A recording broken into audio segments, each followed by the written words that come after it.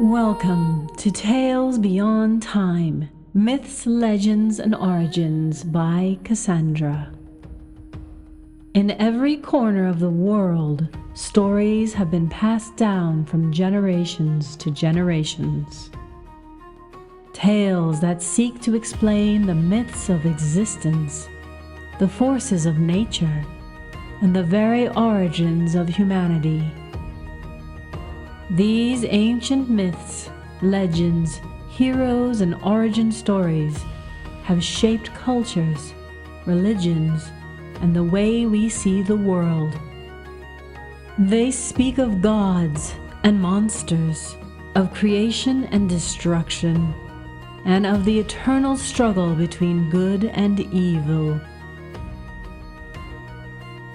In this series, we'll journey through the myths that gave birth to civilizations, explore the legends that defined heroes and villains, and uncover the origin stories that continue to inspire and captivate us today. Prepare to embark on a journey where the lines between history and fantasy blur, where the impossible becomes possible, and where the world as we know it is shaped by the tales of the past. Welcome to Tales Beyond Time. I am Cassandra, and I will begin with the story of Samhain,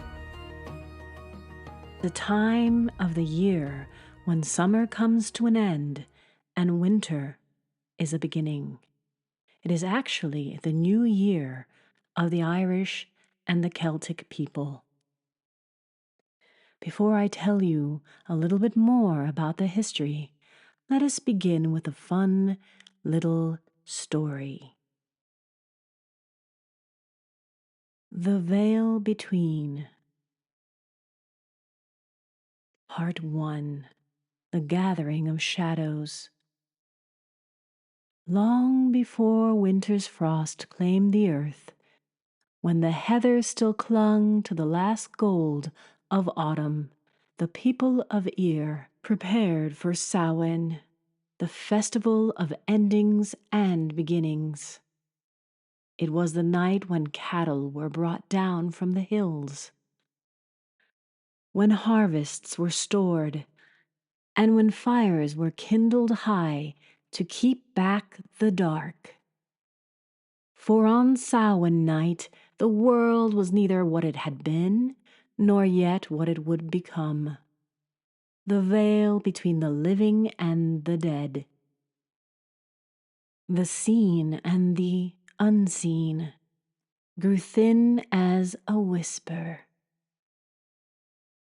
In the small village of Glenmore, people gathered in a ring of torchlight. Old Maeve, the wise woman, stirred her cauldron by the great fire. She scattered herbs, mugwort and rowan, muttering blessings to guard against the Sidhe, the fairy folk who roamed freely on this night. Keep your hearts warm and your doors closed, she warned. For on this turning night the Sidhe remember every promise and every sight. Among the villagers stood Owen, a boy of 12 summers, his eyes bright with wonder. He loved the stories of the other world, of Tir na Nog, the land of youth, and dreamed of seeing it with his own eyes. There is a saying, you know, be careful what you wish for, and even more careful of your dreams coming true. Part 2. The Door on the Hill. When the fires burned low and the songs of farewell rose to the star-filled sky, Owen slipped away. He climbed the ridge where the standing stones gleamed in the bright moonlight and stood in silent watch. The wind carried strange voices, laughter, music, and the rustle of unseen wings. At the heart of the circle, the air shimmered like light on water. And from that shimmer stepped a woman clothed in moonlight. Her hair was black as peat smoke. Her skin gleamed pale as the stars reflected in still water. "You've come far, little mortal," she said. "Do you know who I am?" "One of the She?" She smiled. "I am Neve, daughter of the Hollow Hill. This night, the door stands open between your world and mine. Would you see what lies beyond?" Owen's heart thundered. Beyond her stretched a path of silver mist, leading to a land that glowed with impossible beauty. Yet in that moment, faint and far below, he heard his mother calling his name. "Come home, Owen! The fire's dying!" The sound cut through the enchantment. Neve's gaze softened. Few who hear that call can turn away from it.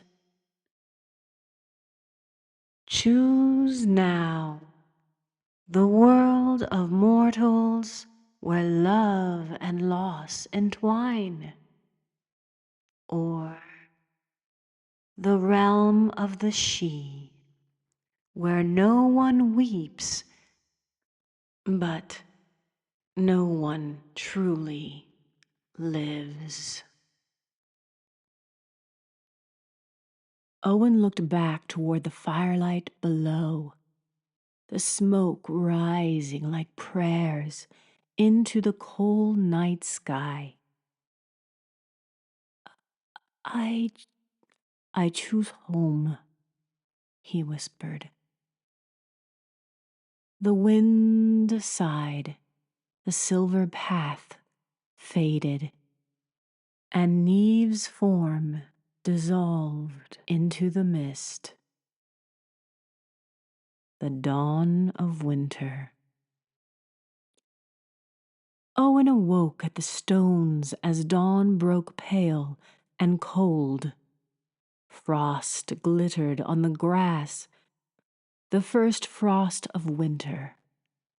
He ran home, and there was Meve waiting at her door, her eyes filled with ancient knowing. "You've seen her, haven't you?" she asked. He nodded. "Then remember this, child," she said. "Each Samhain, when the veil thins, we honor the dead, but we also honor the goddesses who weave the seasons. For their turning is the turning of all things." That night, when the fire was rekindled for the new year, Meve told the village the oldest tale of all. The story of the two goddesses who rule the cycle of life and death, summer and winter. Part 4. The Tale of the Two Faces of the Year. "Before time was time," Meve began, "there were two great powers who shaped the wheel of the seasons. Brigid, the bright lady of spring and summer, and Cailleach, the veiled hag of winter. They are not enemies, though people think them so. They are two faces of the same eternal mother, forever chasing and yielding to one another as the year turns. When the world is young and green, Brigid walks the land. She is the flame of creativity, the poet's muse, the healer's breath, the guardians of lambs and light. Her festival, Imbolc, marks the quickening of spring. But as the harvest wanes and the nights grow long, Brigid's fire fades. The Cailleach rises then, ancient, bone-white and fierce. She shapes the mountains, freezes the rivers, and gathers the souls of the years dead to guide them home at Samhain. In some tales, she and Brigid are one and the same. The young maiden who ages into the winter crone and is reborn anew when the light returns. The Celts knew the world in cycles, not endings. Death to them was but a threshold, another door into the great turning. So, when you light your Samhain's fire, Maeve said, remember, you are not merely keeping the dark at bay, you are honouring the Cailleach, who brings rest to the land, and calling for Brigid to return when the snows melt. One cannot live without the other. And as they settled in front of the great bonfire on top of Tara, the seasons truly changed, and the new year began. And now for the epilogue, the legacy of the turning year. In the centuries that followed, Ireland's stories carried the echoes of these goddesses in every fairy tale, in every whispered legend. For example, the Selkies and other worldly brides who lure mortals to the sea. They bear traces of Maeve's beauty and peril.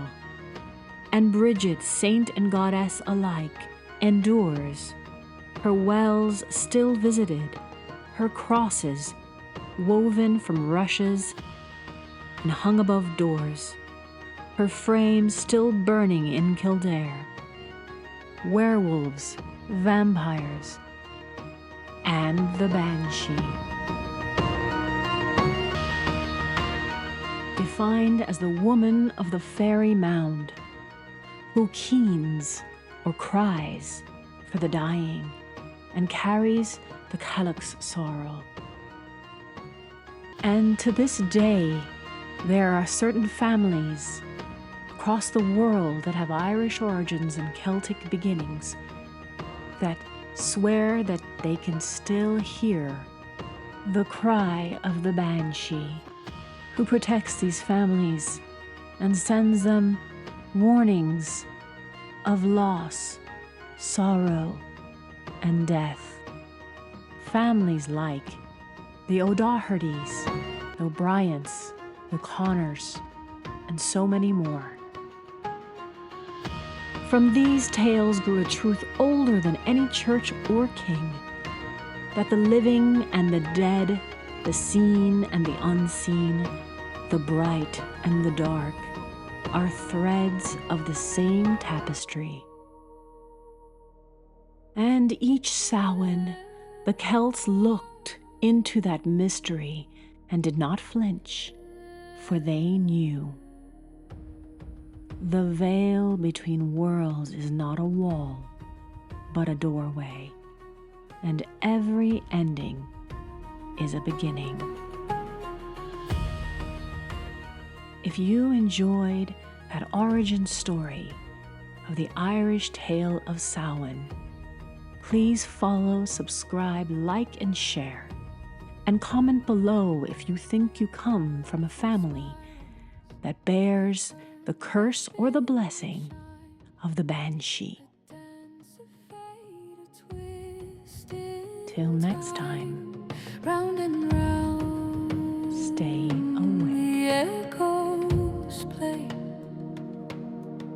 secrets whisper